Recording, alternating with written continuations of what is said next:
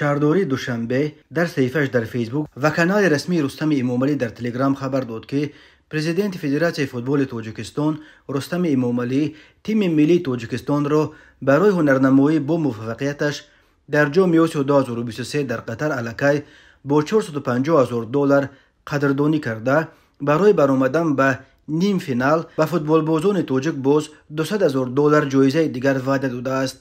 گفته می شود بعد برآمدن از گروه با فرمان رستم امامعلی به تیم ملی تاجیکستان $300,000 مکافات پولی جدا کرده شد. علاوه بر این پرزیدنت فدراسیون فوتبال پس از پیروزی تیم ملی تاجیکستان در دور هشتگ‌نهایی جام آسیا 2023 بر تیم امارات متحده عرب به یکچین تاجیکستان $150,000 دیگر جدا نمود. در صورت پیروزی بر تیم ملی اردن در دور چهارک‌نهایی جام آسیا منتخب تاجیکستان $200,000 علاوگی بعد از خود آورد.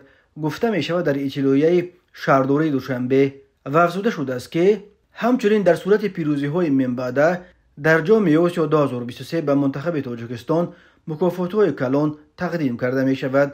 قابل ذکر است که منتخب تاجیکستان بار اول در تاریخ خود در قسم نهایی جام آسیا هنرنمایی دارد و برای یافتن به دور چهارک‌نهایی مسابقات الکی دستاورد بی‌سابقه را در تاریخ ورزش کشور به نام خود ثبت کرد. در دوره چهارک‌نهایی دسته تاجیکستان روز 2 فوریه با تیم ملی اردن بازی میکند.